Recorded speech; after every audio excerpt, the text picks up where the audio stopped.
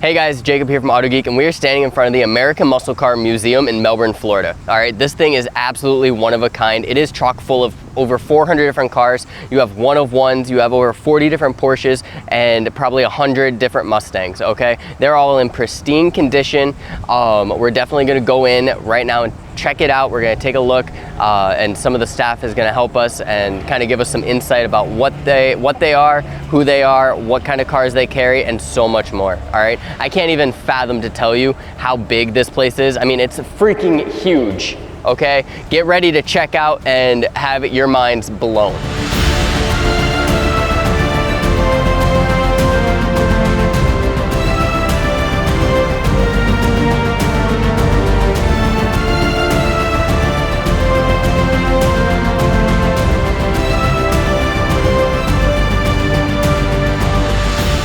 So there's a bunch of cars here, a bunch of really cool pieces of history, and I really want to know more about it. And what better person to talk to about this than the operations manager at the American Muscle Car Museum. This is Ed. Hey, welcome to Melbourne, Florida. Welcome to the American Muscle Car Museum. Yeah, this is definitely a really, really nice setup you guys have here. It's breathtaking. The amount of cars and just the amount of history that's here and preserved is really, really cool. You know, the vision that the owner, Mark Pylok, the founder and CEO, as you can see, his passion to continue on and share with the world what an automobile truly is, you know, it's breathtaking. Yeah, this takes a motorhead to the next level. Absolutely. It really does. It looks like every single car is in pristine condition, and I'm sure it has a story. Yeah. And I'll share with you some of the stuff we have in the front room. All right.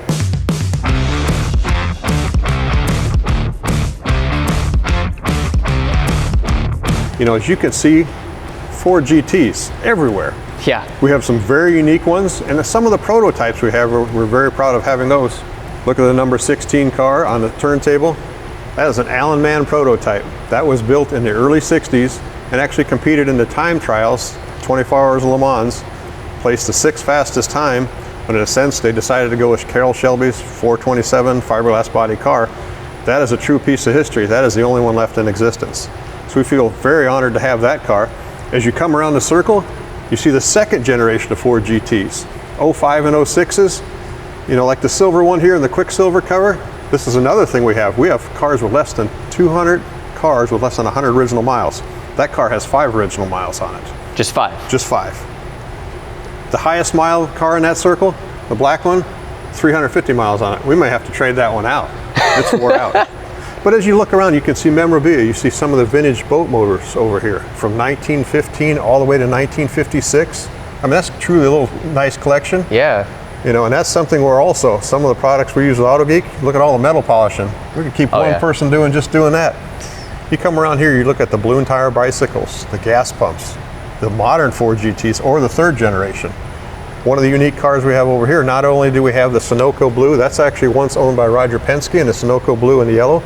But look right next to it. What does that look like? That's actually a 2022 Allen Man edition. So not only do we have one of the original ones, Ford Motor Company actually asked us to borrow that car, and they had it on display at the Chicago Auto Show when that one came out. So in a sense, it's really neat to see the opportunities we get to have with different people as far as, you know, hey, we get to speak with Edsel Ford, we get to do this, and just, it really comes down to sharing that passion with everybody. But also as you come around, you can see, you know, Shelby Series 1 car, Coca-Cola collection, hey, a bumper car. We're gonna put Andre in that bumper car later. I think we should. I think that's really, that's a good idea. Probably the coolest neon sign we have. Look at the Shelby sign with the red eyes. Yeah. That's right over our Cobra collection right there. You know, we got a 66, a 63, and a 62 over there. Now, question for you, and it's not about the cars. Sure. Tell me about the bikes. Because you got bikes up top with specific spotlights. Tell me about those. These, in a sense, we have balloon tire bicycles. Okay. And they start in the 30s. We have actually, we call it one for the Holy Grail. If you look down here in the end, I'd like to show this one to you. This is a very special bike. And at the time, this was the rage or the fad to have. You know, we can show you some of the Schwinn bicycles that came out in the late 60s. But this one here, 1934 Schwinn Aero cycle, very rare bicycle. I mean, we get them up in the air, it's easier for people to see them. That's why we have them up there. Plus, it looks really cool. It's a nice accent piece. Plus we got room for a car. We can put more cars in here then. And then you look up top, we even got some of the pedal cars. Yeah, And unique I didn't even see those. But I mean, you can see in this front showroom alone, there's a lot of history in here. Yeah. I mean, we've actually walked past a little bit, but when I have you look over the side, you see the 1965 Wimbledon white with blue stripe Mustang. That's one of the Shelby prototype cars that they have. So that's here again, another piece of history. That's love that's to see cool. it. And you see some of the gas pumps. I love showing those when we give some of the kids tours. And I ask them, hey, where do you put the, mom's credit card in this gas pump? And it's something neat to share with them. It doesn't have Apple Pay. It does not have Apple Pay, guys. No. That's pretty cool. I really like this room. Yeah. This room's cool. And as you come in here, this is something that Mark's favorite year is 1957. Reason why that was the year he was born. Take a look at what's tiled right into the floor. It only makes sense. Yeah. That's nice. An iconic 1957 Chevrolet. But here again, just in this room, there's a whole lot of history right here. Here we go. Another one of the GT40s over here. And you look at this compared to the newer ones, how small, how sleek it was. Just the work and the craftsmanship just on the exhaust alone. I mean, to me, that's incredible. And you've seen the movie Ford versus Ferrari? Of course. We think a lot of things are Hollywood. Remember where the door wouldn't shut very well? Yeah. Go ahead and try to shut that door. See how well it works for you. Yeah. Why was that so hard? Part of it's just sheer design of the car. You got to just give it a pretty good pop. Hard. Yeah. Well, so in a sense, the movie was very entertaining.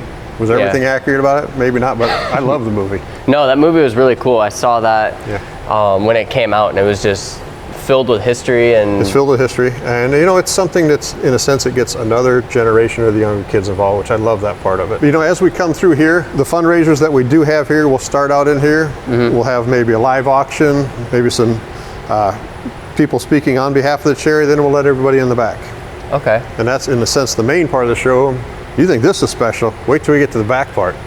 The back part back here? The back part, this ain't all. How much more stuff do you have back here? Well, this is about 18,000 square feet right here. Okay. We're getting ready to see another 90,000 square feet in the main building.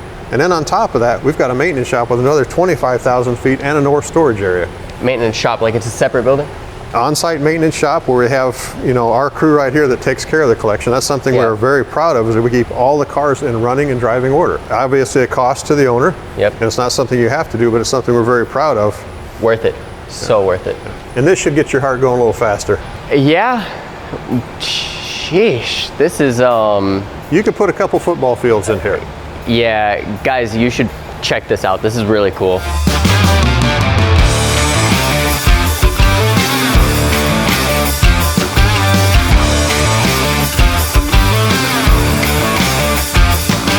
So Ed, tell me some key features about this building, or tell me some cool things about it that make it really unique and stand out. This building is spec built to be a museum. It's not a building that's used to be a Walmart or something else. So this is specifically made for cars. As you can understand, not only do we maintain the cars, but you got a building to maintain. The HVAC systems, dual filtered, helps keep the cars clean. As you can see, as you were coming in, this is hurricane rated. Yeah. The building is rated for 175 mile an hour winds, plus we have impact glass all around. As you can imagine, living in Florida, you gotta have that. Yeah, you're gonna need that. I mean, the filtration system really, it's like heaven to my sinus system. It's just like, it's amazing. I walked in, I could breathe so easily. I don't see a speck of dust anywhere. And you can even think about that. Not only does the cars have maintenance that we had talked about, but like the building has maintenance. We have insect control every month. I mean, we have HVAC filter schedule changes, stuff like that. So before we even get to the cars, we're taking care of the building, we have a guy that specifically takes care of the grounds. There's 42 acres out there. As you can see, that's a full-time job by itself, and there's not an off season where, hey, it's wintertime, we can do this now. No, it's full-time where he's mowing, trimming, planting, taking care of things, fertilizing, and all that stuff. So what about the cars? Tell me, because obviously there's a lot of cars here. Tell me what stands out, what key factors make it eligible to come into here? To make it eligible to come in here, we are not open to the public like on a daily basis. Mark Pylock, the owner and founder of the museum, has set this up to have a very strong passion to give back to the community. A couple things he does. We hold fundraisers for local charities in Brevard County, and 100% of that money that we raise goes back to them. Okay. The second thing we'll do is auto events. It could be an outdoor autocross, it could be an auto show. Third thing would be educational, from kids first grade to college age. We bring them in, give them a couple hour tour, and it starts that passion, it ignites it. Yeah. And then the last thing we do is thank you events. It could be for the firefighters, the police, and our largest event of the year is a thank you or an open house for veterans. I mean, that's how we have this country, is because of veterans. That could be 3,500 to 4,000 people. And I mean, just to give away to thank you to them. So that's kind of the four main things, and real quick there. And also, Andrew, who you'll get to meet later, he takes care of our social media, our website. So you can even go to the website and you can look at all the cars if we don't get a chance to look at it. Each car has at least a minimum of 15 pictures and a little write-up about each one. Also on there will be our event calendar. When we talked about the fundraisers, we've got one coming up for Jingle Jet. You might be thinking, what in the world's Jingle Jet? In a sense, it helps kids that have had a tough time, maybe through cancer or underprivileged, gives them a special experience for Christmas time. After that, we have helping seniors.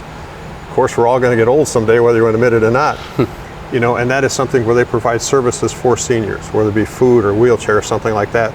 And AJ Hires owns a local Chevrolet dealership. He provides a car each year for that.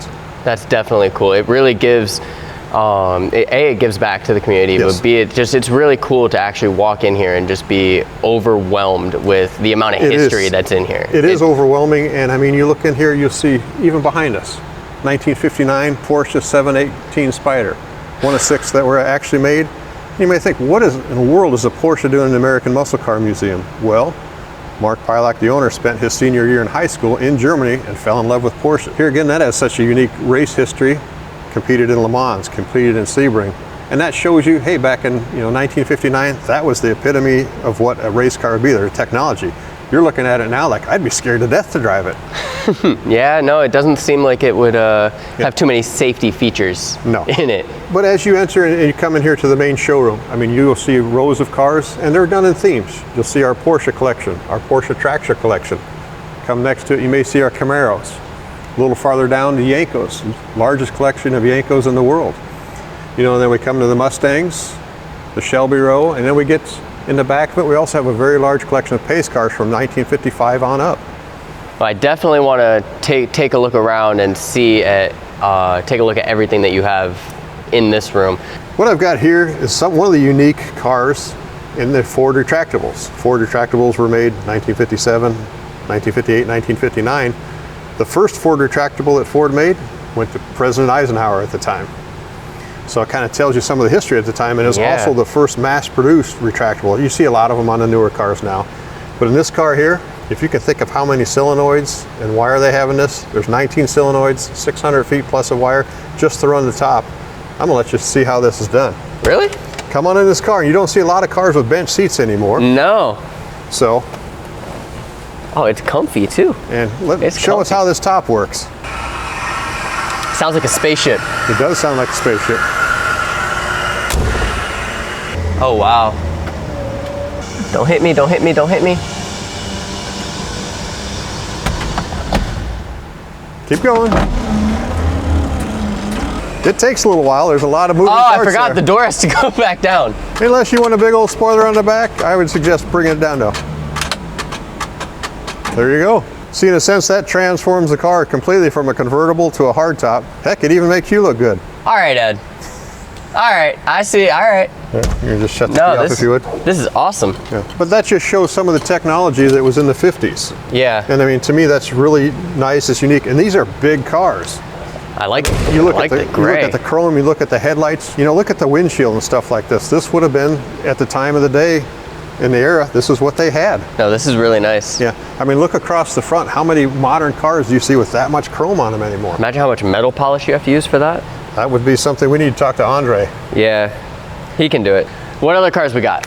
Jacob, another one of the cars I'd like to share with you is this is a very early Corvette we have, 1954 Corvette. Way back when, there was not a lot of modern conveniences. There's no cup holders. There's not even exterior door handles on this car. So you have to... something like this, how tall are you, about 5'11"? I wish. Right in there?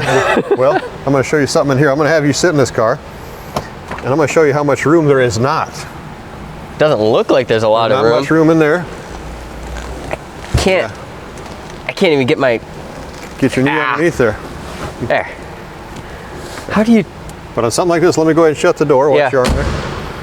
Yeah. But as you look even in the front of it here, unless you want to wear some safety glasses, you may get some bugs to some goggles. It's a very mini. It's like a mini car. Yeah. It's like but they look a lot bigger, but when you actually sit in the car, I mean, There's not a lot of room. There's not a lot of, and this is competing at the Thunderbirds at the time. But as you can see like this, there is not a lot of modern conveniences. Literally pull that back. And then squeeze to get out. Yeah, no more nachos for you. You know, you just said lunch. But this is something here, at the time, I'd like to show you here. And since you open a lot of the modern cars, it's almost like a piece of plastic across it. Open the hood on these. Straight 6, 3-1 barrel carburetors. And here's the thing that'll really impress you. 155 horsepower. Doesn't sound like anything. But you look at the Jaguars of the time, the stuff that was in Europe, you know, the XK cars they had, it was very similar to the horsepower. Now, in a sense, did these cars sell a lot? Not really. But it's a true piece of history. Yeah. And now you think, here's a 6-cylinder. Well, wait a minute. I want something with a V8 with a supercharger on it and all that. Let's take a look at one of our modern horsepower cars. Yeah, let's get a more powerful car. We're going to walk over here to our Shelby. This is a 2021 GT500 KR. And you look at the front of this car. I mean, the headlights, the slope of the windshield, everything here. You know, right here, this is 900 plus horsepower. I could sit in this one too? This one here, we're just gonna, but you take a look at this. It's a whole lot easier to get in if I have you sit in this car. Obviously, when they designed it, they consider a lot lower. A lot lower. 38.2 miles, guys. It's insane. That's one thing we're really proud of is 200 cars plus in here have less than 100 original miles in it. And that's something that's, you know, it really shows the history of the car and the originality. You may think, hey, wait, we don't have to take care of the cars. Oh yeah, there's still a whole lot to take care of. We'll cover that when we get back to the maintenance shop. I like this. Maybe I'll take this one. But it really shows you, you know, from a span of 1954 to 2021, how much technology has changed the automobile. Yeah. And that was only, you know, 20 steps away. Yeah. Went through generations. What I like to share with some of the kids' tours that we have through here is imagine your life without an automobile. Imagine, you know, how would your parents do this? You know, how would stuff get trucked to grocery stores? I mean, how much different would the world be without an automobile? And this shows a lot of the different areas and generations of just the changes in them. Yeah, there's a lot of evolution that went behind this. There's a lot of true evolution. If you think about it, it's a short span, a short time span that cars blew up. And I saw this one from a distance and I had to ask, tell me something about this, because it's really off the wall. It is. If you look at this car, this goes along with a lot of the cars in here where you see a lot of unique colors. Not everything's white, black, or silver. This specific car right here, 1998 Porsche 911 Turbo S Coupe, this is a PTS car. What I mean by that is a paint to sample from the factory. Okay. This was specially spec built for the Sultan of Kuwait. And not only was the exterior done in this specific color, but if you look at the interior, very unique. Everything is wrapped in leather. Yeah. And we even got a little picture of him with the former president and first lady. Wow. So. That's really cool. You know, something like this here, this is also an extremely low mile car, but the color just really stands out. It's what caught my eye from 50 yards away. Absolutely. You know, and this is parked in front of one of the Porsche tractors. I know we said 5 cars. Mm-hmm. I've got one more I want to share with you. Okay, where's that? We're going to walk back up here to the front showroom. All right. Jacob, as we come back into the front showroom here, this is one of the prototypes we have, and we feel very honored to have the prototypes we do have here. 1965 Shelby GT350R Fastback. This is a factory prototype number 10 out of the 12. How many are left in existence? They don't believe any are left in existence. Not many. And if there is, they're very valuable, very collectible. Yeah. This one here actually has some of the modifications on it that baffle Mustang judges. And this is in the Shelby registry and actually some of the Shelby history books. But as you see here, unique to the car here, has the Kreger SS Shelby wheels. You know, in a sense, this is what first brought those cars to life when he was starting to produce these cars in the Los Angeles hangar. So, I mean, this car is a true piece of history. Yeah, this is definitely, I mean, you can tell just by all the books that are in it. Yeah. Like, I mean, it just looks like it is the pinnacle of Mustang. This would have been the beginning or the birthplace of a true Shelby car. You know, these things were selling for $4,000 and $5,000 back in the day. Prototype like this, it'll bring over $1 million. So, you know, that's cool. To me, that's not the best part of the car. The best part of the car is look at it. Just look at the innovation, the design. They took a base Mustang and they made it into something super cool. A beast. They did. And one thing if you look up here, and we'll talk about this more as we get up, look at the lighting in the building. Yeah, it's very intricate. Yeah. What I'd like to do is let's go up on the catwalk. It'll give you a better view of the cars, and we can talk about the numbers of the cars. Okay, yeah, absolutely. All right, Ed, so we're a little bit elevated now. We made it up to the catwalk so that way we can kind of get a really nice overview of all these cars. We really can. The catwalk was also something I really appreciate when Mark designed the building. He took all the HVACs and all the dehumidifiers and elevated them in a sense for space, and it looks good. Also gives us a great place to look. You can look over the collection here. Currently, I know this is an impressive number, we're at 428 cars and growing. Oh, that's it? That's all right. When you think of how much, it is to take care of the cars. Yeah. Out of them cars, we have, like we had talked about, over 200 with less than 100 original miles on them. Our lowest mile car has 2 miles on it. And all the cars, these are all, in a sense, how you would find them at the dealership or how they would be bought brand new, with the exception of just a very few. We have one NASCAR in here. We use that for, in a sense, kids can come in and sit in that car. We try to, any way we can to encourage, entice, bring hey, this is the automobile. What do you think about it? One of the things I really appreciate doing is we work with a lot of local high schools where they still have mechanics programs, and some of them bring them out, give them a tour. And even some of the evening adult programs that they have for mechanics. Yeah. In a sense, show them what we're doing, show them how we take care of the cars. But no, it's really something to see the, the expressions, the emotion, and the smile that people get after they see all these cars. So, you said what, 428 currently. 428 currently and growing. And growing. What is the most expensive car in here? I would say probably when we come in the front showroom, you've seen the prototype 1966 Ford GT. Yep. That's the only one in existence. Ever. They had two. Now. One of them was destroyed. There's only one left. The other probably close second is the 1959 Porsche RSK race car. Now, I still say the Ford GT on the turntable. Currently that's probably a $7 to $10 million car depending on the market. Overall value of the collection, obviously that changes, by the day. Yep. But right now, as you can imagine, with this many cars, we're pushing $200 million just in the value of the cars. Oh, wow. And then you think, hey, we've got a building to take care of, and we got land to take care of too. Yeah. So how do we take care of all these cars? That's the next step. We get to show you one more spot on this adventure. Another spot? Another spot. We're going to head out to the restoration shop, and not only the restoration shop, we're going to show you the north storage area. All right, so we are now in the maintenance shop. All right, guys, we're still with Ed. He's gonna walk us through what goes on here, what kind of projects he has going on now. So Ed, what is this hanging over my head? Here, this is a 1988 Porsche 959. This is one where we're doing a lot of underbody detailing on it. The car has less than 10,000 original miles on it, but the cosmoline that they shipped these cars in when originally built was never cleaned off. Oh. So in a sense, we're disassembling it, cleaning it, getting it back to where it should be. In a sense, this is what's nice about having a 25,000 square foot maintenance shop, is we have the ability to do stuff like this. As you can see, we have some of the, in a sense, I call them not, in a sense, a display lift, but we've got service 4-post and 2-post lifts. We've got numerous cars, we've got exhaust extraction here. In a sense, we've even got quite a bit of storage here. We have some of the other cars that, in a sense, I would call them overflow cars from the main building. Okay. They are serviced, they are detailed out, covered in plastic, and good to go. Waiting their turn. Waiting their turn. Okay. We had talked about how we maintain the cars. Yes.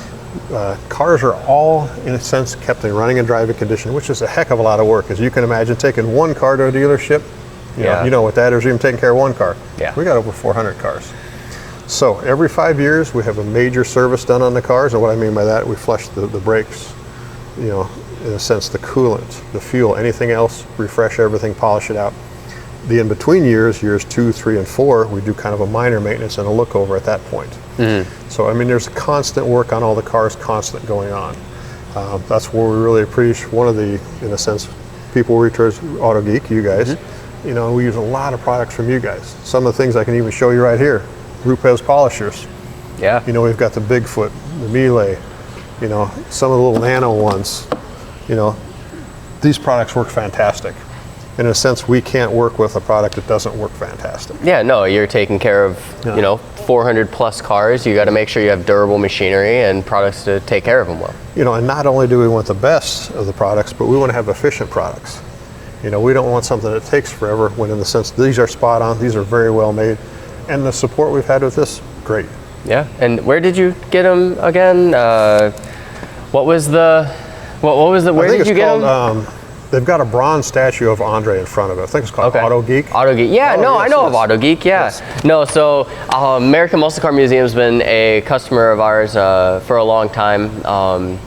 We really appreciate their support. I mean, you can tell, I mean, the polishers, all the compounds, the chemicals that they use to maintain over 400 cars and keep them in show-ready condition it's really cool. It is really cool. And the other thing I do appreciate is not only can I pick up the phone and call you guys, but hey, after hours, website for ordering, piece of cake to use. Yeah, super easy, and I'm sure you have my number, Andre's number. I mean, if you ever have any questions, whether it's, you know, what new tools coming out, maybe what new chemicals, you know, we're always there for you.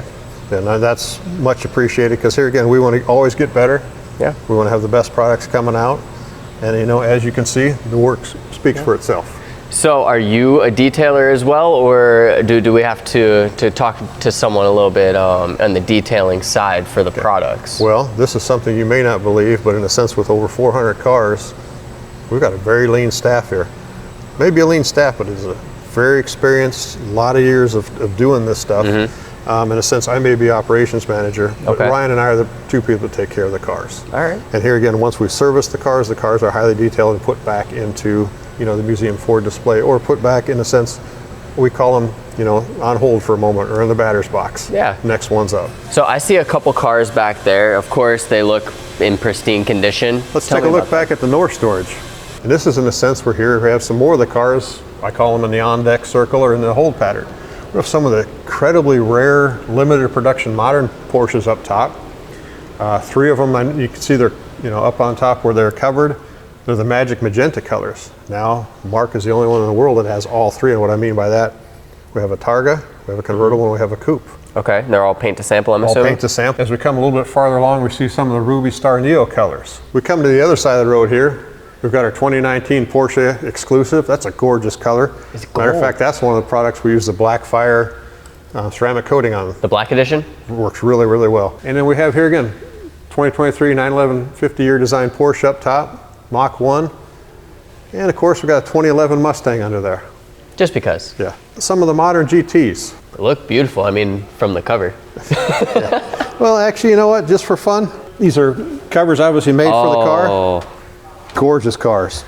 Is that black or like a midnight blue? That's actually a black. Really? That's gorgeous. With the carbon fiber accents? Yeah, it's a gorgeous car, beautiful car. And this one has 7 original miles on it. 7? 7. So like less than 10, 7? Less than 10, yes. I can even count on my hands that many. Still takes 2 hands though. It does. You know, so we have some of our equipment for working on the cars. And as we come back over here, you know, here's our, in a sense, our polishing rack with a lot of the towels, the polishing stuff and things like that. So you guys have a bunch of fundraisers and a bunch of really cool events going on here. Do you have any coming up? We have one coming up, and as a matter of fact, we have the gentleman that's putting that fundraiser on for Vera High School band uniforms right here. Stop by to say hi. And I'm gonna let him tell us a little bit about this fundraiser. Right. Thanks for coming out today. Thank you, Ed. Thank you for having me. So yeah, we're raising funds for the Viera High School band. It'll be November 5th. This is coming November 5th, and band uniforms there are 17 years old. So we're trying to raise money so they can get new uniforms and go from there. The band uniforms are $120,000. The kids have raised $60,000, so we're trying to raise another $60,000 for the kids. And with the help of the American Muscle Car Museum and Ed and Ryan, we're gonna get them all the money they need. Awesome. And they can buy tickets up to the event, not only... Yes, they can. Okay. We're going to be releasing tickets next week. Okay. And starting them on sale next week, and they'll be all online, and I'll be sending out a link to purchase tickets. Okay, excellent. Thanks for coming by today. Well, Jacob, I mean, it's, as you can see, not only in the big building we keep busy, we keep very busy out here in the maintenance shop. Like every square foot of this is just packed with either history, awesome cars, or, you know, some sort of event to... Okay. You know, one of the things that we take a lot of pride in is not only, you know, using outstanding products, is continuing to get better, continuing education even for us. You know, even though that Ryan and I each have probably 40 years of experience each doing this, we still go to school, we still try to get better. We have an O'Reilly's training class here at least twice a year that they host right in here for some of the local technicians. So, you know, that helps us out because, hey, we're working on some of the newer cars too. Yeah, no, that's really cool. And that actually works with the high schools and stuff like that. We can get some of the kids involved in that also. Now, you said it was you and another gentleman named Ryan, We're going to talk to Ryan right over here. Jacob, I'd like to introduce you to the other person that helps take care of the collection here. I mean, as you can see, there's a lot of cars, so we've got to have a lot of knowledge. Here again, that's something we benefit from. Autogeek helps us make the cars look better. Continuous knowledge, continuous product. I'd like to introduce you to Mr. Ryan Colin. Ryan, how you doing? Nice to meet you. It's a pleasure. So what are you working on here? It's a 2012 Boss 302. Okay. One of our allocations for the collection. What I'm doing to this is doing just a detail prep on it, getting it ready for a car show that's coming up this next weekend. All right, Ryan. Well, it was a pleasure to meet you. I'm gonna get with you in the next video to definitely talk about some of the products that you use to definitely make these cars look phenomenal.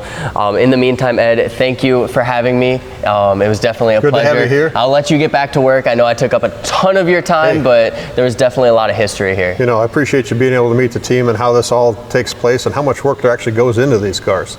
Some people just see the shine and the sparkle. You're getting to see all the hard work.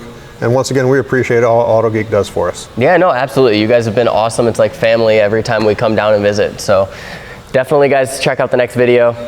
All right, guys, that was the end of our first video. Make sure you guys like and subscribe if you guys liked it. Obviously, let us know that you guys liked it. If you guys want to see more, you guys are in luck because we have a second video coming out where we talk to Ryan about all the different products he uses that he gets from us. So make sure you guys stay tuned. And as always, like, comment, subscribe, and follow autogeek.com. Make sure you guys head there now.